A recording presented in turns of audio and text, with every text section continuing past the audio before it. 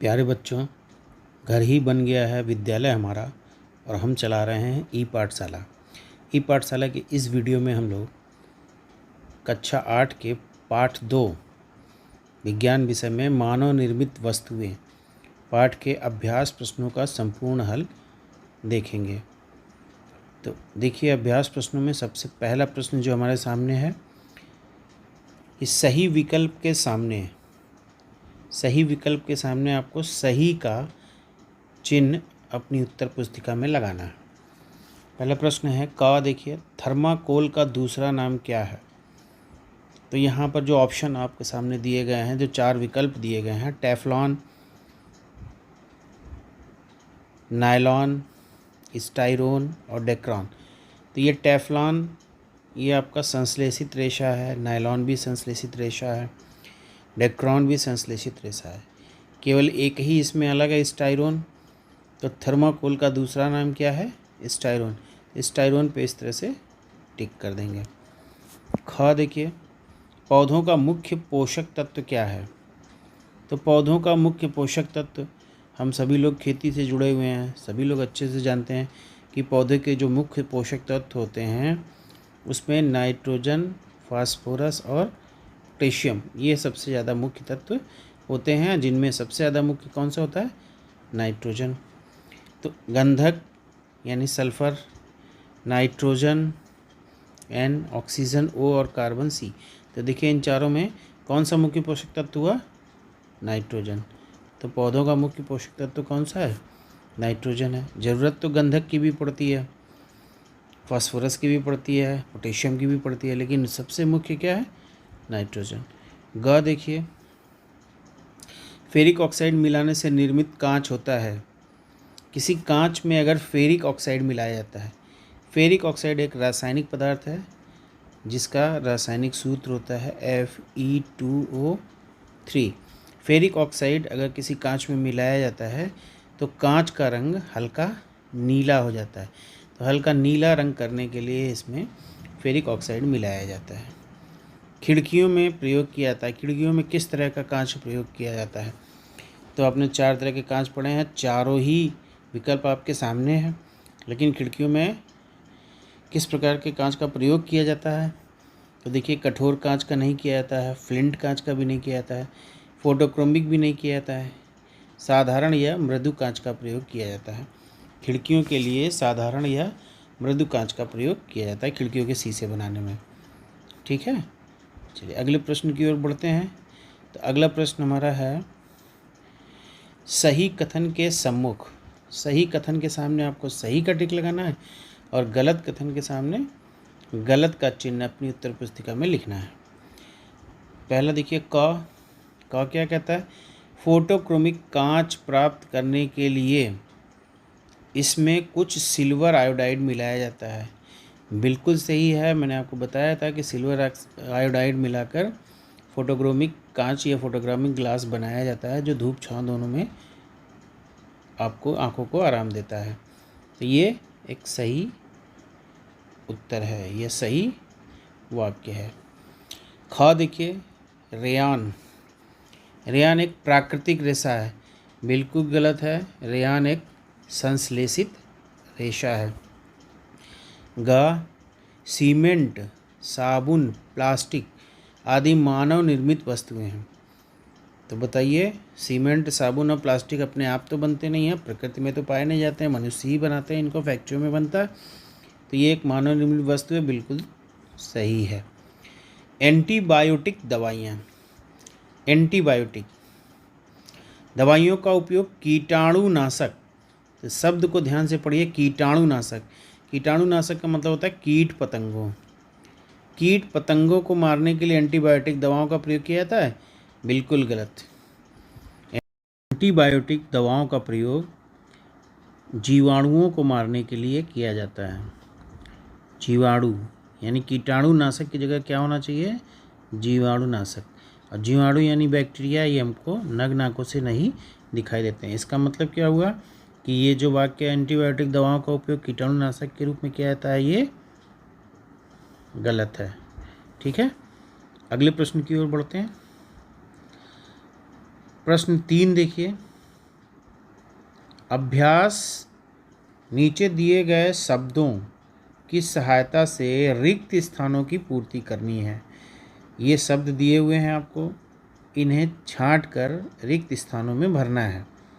तो पहला देखिए क, मेलामाइन का प्रयोग प्लास्टिक के, मेलामाइन का प्रयोग प्लास्टिक के डैश डैश बनाने में किया जाता है। तो देखिए साबुन, प्राकृतिक बर्तन। तो साफ देखने से ही पता चल रहा है आपको कि प्लास्टिक के बर्तन बनाने में किया जाता है। मेलामाइन एक पॉलीमर है प्लास्टिक का। दूसरा है ख, देखिए सूत, रेशम, ऊन।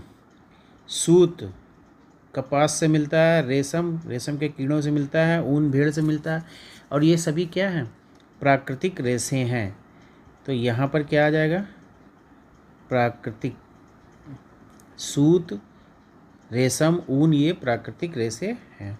ग में धूप के चश्मे सूर्य की किरणों से आँखों को बचाते हैं। सूर्य से आने वाली किरणें कौन सी होती हैं? इनको हम कहते हैं अल्ट्रावायलेट किरणें या पराबैंगनी किरणें। पराबैंगनी किरणों को से हमारी आँखों को बचाती हैं। घ देखिए सोडियम हाइड्रोक्साइड। सोडियम हाइड्रोक्साइड और वनस्पति तेल की क्रिया से क्या बनता है? सोडियम हाइड्रोक्साइड और वनस्पति तेल की क्रिया से साबुन बनाया जाता है। यहाँ पे क्या भरेंगे? साबुन। अब 4 विकल्प तो हो गए, एक ही बच रहा है। रेशों से बने कपड़े अधिक टिकाऊ और सस्ते होते हैं। तो संश्लेषित रेशे जो होते हैं वो उन कपड़ों से, उन रेशों से बने कपड़े टिकाऊ होते हैं, मजबूत होते हैं और सस्ते भी होते हैं। तो यहाँ पर क्या आ जाएगा? संश्लेषित, सिंथेटिक। सिंथेटिक या संश्लेषित रेशों से बने कपड़े अधिक टिकाऊ और सस्ते होते हैं। नेक्स्ट है संक्षेप में उत्तर दीजिए। संक्षेप का मतलब संक्षेप होता है, यानी कम शब्दों में, एक वाक्य में आपको उत्तर देना है। पहला प्रश्न देखिए इसका क, प्राकृतिक एवं मानव निर्मित वस्तुओं से क्या समझते हैं?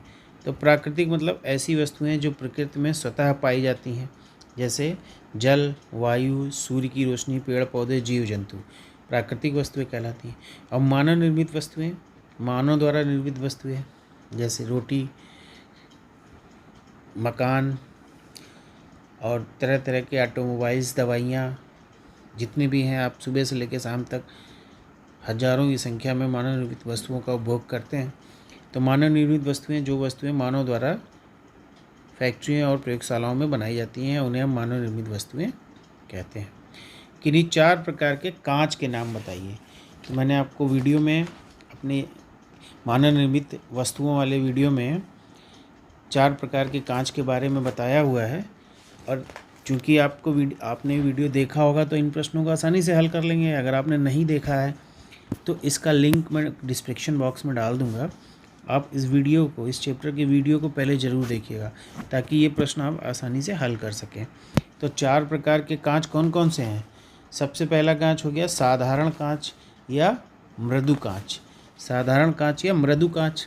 साधारण कांच या मृदु कांच का प्रयोग करते हैं खिड़की के शीशे बनाने में, परख नली, बोतल वगैरह बनाने में। दूसरा है कठोर कांच। कठोर कांच, इसका प्रयोग प्रयोगशाला के उपकरण बनाने में किया जाता है, फ्लास्क, बीकर वगैरह।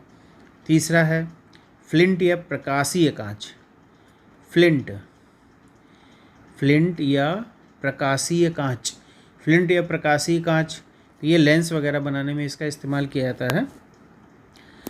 चौथा है फोटोक्रोमेटिक कांच। फोटोक्रोमेटिक कांच, फोटोक्रोमिक कांच ऐसा होता है जो प्रकाश के प्रति सेंसिटिव होता है, यानी धूप में वो काला हो जाता है और छाया में ट्रांसपेरेंट हो जाता है। तो ये 4 प्रकार के कांच हो गए, साधारण या मृदु कांच, कठोर कांच, फ्लिंट कांच और चौथा है फोटोक्रोमिक कांच। प्रश्न ग देखिए इसका, पॉलीथीन, टेफ्लॉन, एक्रिलिक और बेकेलाइट का एक एक उपयोग बताइए। तो वीडियो में हमने आपको सारे प्लास्टिक्स के यूज़ बताए थे। तो पॉलीथीन क्या है? पॉलीथीन का क्या यूज़ है? पॉलीथीन का यूज़, जो आप सब्जी लेने जाते हैं, कुछ भी लेने जाते हैं, तो आप थैली मांगते हैं, थैली दे दो, थैली दे दो। तो पॉलीथीन का प्रयोग थैली बनाने में होता है, ठीक है। पाइप, बाल्टी वगैरह बनाने में भी होता है। टेफ्लॉन, टेफ्लॉन को मैंने आपको बताया था कि PTFE भी कहते हैं, पॉलीटेट्राफ्लोरोइथीन। तो टेफ्लॉन एक प्रकार का प्लास्टिक कोटिंग है जो बर्तनों पे की जाती है ताकि बर्तनों में जो कुछ भी बनाया जाए वो उस पर चिपके ना, यानी नॉन स्टिक बर्तन बनाने में टेफ्लॉन का प्रयोग किया जाता है, बहुत इंपॉर्टेंट है। एक्राइलिक, एक्राइलिक कार और ट्रक गाड़ियों के शीशों में इसकी लेयर लगाई जाती है। बेकेलाइट, ये भी बहुत इंपॉर्टेंट है। बेकेलाइट, बेकेलाइट का प्रयोग किस में करते हैं? बेकेलाइट का प्रयोग जो बिजली के स्विच होते हैं, कटआउट होते हैं, बिजली के स्विच हैं और कुकर वगैरह के बर्तनों के हैंडल हैं, ये सब बेकेलाइट के बने हुए होते हैं। और ये थर्मोसेटिंग प्लास्टिक होती है जो एक ही बार यूज़ की सकती है, इसको रीयूज़ नहीं किया जा सकता है। साबुन और अपमार्जक में क्या अंतर होता है? घा देखिए, तो साबुन और अपमार्जक, साबुन और अपमार्जक में साबुन क्या होते हैं? इन दोनों में मैंने आपको स्पष्ट अंतर आसान तरीके से आपको बताया हुआ है वीडियो में। साबुन क्या है? ये उच्च वसी अम्लों के सोडियम या पोटेशियम साल्ट होते हैं। और अपमार्जक ये भी उच्च वसी अम्लों के सोडियम पोटेशियम सल्फोनेट्स होते हैं, सल्फोनेट लवण होते हैं। साबुन केवल मृदु वाटर के साथ झाग देता है, अपमार्जक कठोर तथा मृदु दोनों तरह के जल के साथ झाग देता है। साबुन के तुलना में अपमार्जक ज़्यादा यूज़फुल होता है। साबुन मुख्यतः टिकिया या लिक्विड के रूप में पाया जाता है, अपमार्जक ये पाउडर और लिक्विड के रूप में पाया जाता है। ये इसके मुख्य अंतर हैं। अब देखिए मृत्तिका, मृत्तिका क्या होता है? तो मृत्तिका मैंने आपको बताया कि कुम्हार जो होते हैं वो चिकनी मिट्टी को आटे की तरह गूंथ कर पहले कच्चे बर्तन बनाते हैं, फिर उन कच्चे बर्तनों को भट्टी में उच्च ताप पर पकाते हैं। पकाने के बाद बने हुए बर्तनों को मृत्तिका कहते हैं। बहुत ही महत्वपूर्ण प्रश्न है, पूछा जाता है, याद रखिए। संश्लेषित रेशे क्या होते हैं? संश्लेषित यानी सिंथेटिक रेशे। सिंथेटिक का मतलब होता है मैन मेड, ऐसे रेशे जो मनुष्य द्वारा बनाए जाते हैं। प्राकृतिक रेशे तो जो हमें प्रकृति में जीव जंतुओं से मिल जाते हैं। सिंथेटिक रेशे जो मानव द्वारा निर्मित होते हैं और मुख्यतः यह उच्च अणुभार वाले बहुलक होते हैं, पॉलीमर होते हैं, जैसे रेयॉन हो गया, डेक्रॉन हो गया, पॉलिस्टर हो गया, नायलॉन हो गया। ये जो सिंथेटिक रेशे होते हैं, ये सिंथेटिक रेशे बड़े हल्के, मजबूत और टिकाऊ होते हैं और ज़्यादा पानी को ये सोखते भी नहीं हैं। इसलिए जो प्राकृतिक रेशे होते हैं उनके कंपैरिजन में संश्लेषित रेशों का ज़्यादा उपभोग किया जाता है। तो संश्लेषित रेशों को एक शब्द में हम क्या कहेंगे? मानव निर्मित रेशे, उच्च अणुभार वाले बहुलक जो मानव द्वारा निर्मित किए जाते हैं, ऐसे रेशों को हम संश्लेषित रेशे कहते हैं। बहुत अगर सिंपल भाषा में आप लिखना चाहते हैं तो आप सीधे लिखिए मानव निर्मित रेशों को संश्लेषित रेशे कहते हैं। उदाहरण नायलॉन, पॉलिस्टर, डेक्रॉन। ठीक है, चलिए अगले प्रश्न पे आते हैं। स्तंभ का को स्तंभ खा से मिलाना है, का में से ख में जो सही उत्तर है उसको आपस में मिलाना है। तो देखिए स्तंभ का और स्तंभ खा में पहला है का में मनुष्य एवं मशीनों द्वारा तैयार की गई वस्तुओं। अब इसका तालमेल ख में बिठाना है आपको। मनुष्य अथवा मशीनों द्वारा तैयार की गई वस्तुओं को क्या कहते हैं? मानव निर्मित वस्तुएं। तो इस का को खा के बाद से मिला दीजिए। मकान बनाने में, तो मकान बनाने में ईंट, सीमेंट, सरिया आदि का उपयोग किया जाता है, इससे मिला दीजिए। सीमेंट के नए प्लास्टर पर पानी का छिड़काव किया जाता है और ये छिड़काव लगभग 6 से 7 दिन, एक हफ्ते कम से कम किया जाता है, क्योंकि सीमेंट जो है वो छोटे छोटे क्रिस्टल्स के रूप में होता है जो धीरे धीरे धीरे धीरे जमकर मजबूती प्रदान करता है दीवार को। रेयॉन रेशों को, रेयॉन एक कृत्रिम रेशा है तो इसको कृत्रिम रेशे से मिला दीजिए।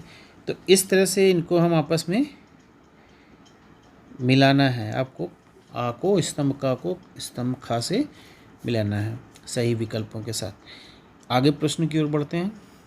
निम्नलिखित प्रश्नों के उत्तर दीजिए। प्रश्न का देखिए महत्वपूर्ण है। भूमि में पोषक तत्वों की पूर्ति के लिए कौन कौन से उपाय किए जा सकते हैं? तो चूंकि हम सभी लोग किसान परिवार से जुड़े हुए हैं, खेती किसानी के बारे में जानते हैं, तो इनके उत्तर आप आसानी से बता सकते हैं। तो चलिए एक एक करके आप ही बताइए, भूमि में पोषक तत्वों की पूर्ति के लिए कौन कौन से उपाय किए जाते हैं। तो भूमि में या मिट्टी में लगभग 16 तरह के पोषक तत्व होते हैं, 16 तरह के पोषक तत्व, जिसमें मुख्य पोषक तत्व कौन कौन से होते हैं। ये मुख्य पोषक तत्व नाइट्रोजन, फास्फोरस और पोटेशियम। नाइट्रोजन, फास्फोरस और पोटेशियम होता है। तो इन पोषक तत्वों की पूर्ति के लिए कौन कौन से उपाय किए जा सकते हैं। तो देखिए उत्तर में क्या लिखेंगे, भूमि में पोषक तत्वों की पूर्ति के लिए निम्न उपाय किए जा सकते हैं। नंबर एक में क्या लिखेंगे, जैविक खादों का प्रयोग कर सकते हैं। नंबर 2, उर्वरकों का आवश्यकता अनुसार उर्वरकों का खादों का प्रयोग कर सकते हैं। नंबर 3, समय समय पर खेतों की जुताई कर सकते हैं ताकि पर्यावरण से पोषक तत्व उसको मिलते रहें। नंबर 4, समय समय पर मिट्टी में पानी चलाते रहें। तो ये कुछ उपाय हैं जिनके द्वारा हम भूमि में पोषक तत्वों की पूर्ति को पूरा कर सकते हैं। ख देखिए, छठे का ख, धूप में बाहर निकलने पर हम धूप के चश्मों का प्रयोग क्यों करते हैं। देखिए जो धूप के चश्मे होते हैं वो फोटोक्रोमिक चश्मे कहलाते हैं। फोटोक्रोमिक चश्मों में सिल्वर आयोडाइड मिला होता है। तो जब हम धूप में जाते हैं तो ये सिल्वर आयोडाइड टूट कर सिल्वर और आयोडीन में डिसोसिएट हो जाता है या टूट जाता है, और ये जो सिल्वर है ये चश्मे को गाढ़ा रंग प्रदान करता है, गाढ़ा कर देता है। और जैसे ही हम छाया में जाते हैं तो ये दोनों आपस में मिलकर फिर से AgI सिल्वर आयोडाइड बना लेते हैं, जो चश्मे को हल्का कर देता है। जब सिल्वर आयोडाइड हल्का होता है, लाइट होता है, तो ट्रांसपेरेंट हो जाता है शीशा, और जब टूटता है धूप में तो सिल्वर अलग हो जाता है और ये सिल्वर चश्मे के लेंस को गाढ़ा कर देता है। तो इस तरह धूप में बाहर निकलने पर हम धूप के चश्मे इसलिए प्रयोग करते हैं क्योंकि धूप में ये सिल्वर और आयोडीन अलग हो जाता है, जिससे चश्मा गाढ़ा हो जाता है और डायरेक्ट सूरज की परावैंगनी किरणें हमारी आंखों पे नहीं पड़ती हैं। ग देखिए, संश्लेषित रेशों से बने वस्त्र जल्दी क्यों सूख जाते हैं। तो संश्लेषित रेशों से बने वस्त्र, संश्लेषित रेशे क्या होते हैं, उच्च बहुलक होते हैं। संश्लेषित रेशे मानव द्वारा निर्मित होते हैं और ये हल्के, टिकाऊ, मजबूत और आरामदायक भी होते हैं। क्योंकि ये रेशे जो होते हैं ये जल की बहुत कम मात्रा को शोषित करते हैं, इसीलिए ये वस्त्र जो होते हैं जल्दी सूख जाते हैं क्योंकि ये पानी को कम सोखते हैं। घ देखिए, जैव निम्नीकरण और जैव अनिम्नीकरण में क्या अंतर है। तो जैव निम्नीकरण और जैव अनिम्नीकरण, अंग्रेजी में इसको कहते हैं बायोडिग्रेडेबल और नॉन बायोडिग्रेडेबल। तो देखिए ऐसे पदार्थ जो जीवाणुओं द्वारा अपघटित हो जाते हैं, यानी जीवाणु जिसको सरल पदार्थों में तोड़ देते हैं, ऐसे पदार्थों को हम जैव निम्नीकरण पदार्थ कहते हैं, या इस प्रक्रिया को जैव निम्नीकरण कहलाते हैं। जटिल पदार्थों को सरल पदार्थों में जीवाणुओं द्वारा तोड़ना जैव निम्नीकरण कहलाता है। और जैव अनिम्नीकरण का मतलब क्या होता है, जटिल पदार्थों को सरल पदार्थों में बैक्टीरिया द्वारा डिकम्पोज न किया जा सके, तोड़ा न जा सके, विघटित न किया सके, जैव अनिम्नीकरण कहलाता है। अब जैसे मान लीजिए साग सब्जियां हैं, खाना वाना बचता है, आप रोटी डाल देते हैं, बाहर डाल देते हैं, तो 1-2 दिन में सड़ गल के ख़त्म हो जाता है, मिट्टी में मिल जाता है। जानवर हैं, जानवरों को आप मरे हुए जानवरों को खेतों में फेंक दिया जाता है तो 15 दिन, 10 दिन, 20 दिन, 25 दिन भी लग जाता है उनको डिकम्पोज होने में। और प्लास्टिक, तो ये सब जैव निम्नीकरणीय पदार्थ होते हैं जो डिकम्पोज हो सकते हैं। लेकिन प्लास्टिक को आप फेंक दीजिए तो सालों साल, कई सालों तक, कई वर्षों तक वो ख़त्म नहीं होता है, उसको कोई डिकम्पोज नहीं कर पाता है। तो ऐसे पदार्थ जैव अनिम्नीकरणीय पदार्थ कहलाते हैं। तो प्लास्टिक का डिकम्पोजिशन नहीं होता है, सरल पदार्थों में नहीं टूटता है, इसलिए वो सालों साल बना रहता है और प्रकृति के लिए नुकसानदायक होता है। देखिए यहाँ पर एक प्रोजेक्ट वर्क दिया है, तो बच्चों आपको एक प्रोजेक्ट वर्क करना है, अपने मन से आपको इसको करके लाना है। प्लास्टिक के उपयोग से पर्यावरण पर पड़ने वाले प्रभाव का अध्ययन करके अपनी उत्तर पुस्तिका में लिखना है।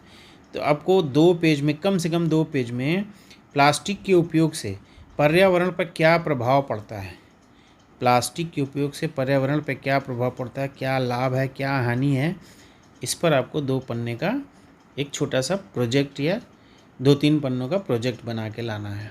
ठीक है, प्रोजेक्ट का जो शीर्षक है वो क्या रहेगा, प्लास्टिक के उपयोग से पर्यावरण पर पड़ने वाला प्रभाव का अध्ययन। ठीक है, तो ये था हमारा पार्ट 2 का सभी अभ्यास प्रश्नों का हल।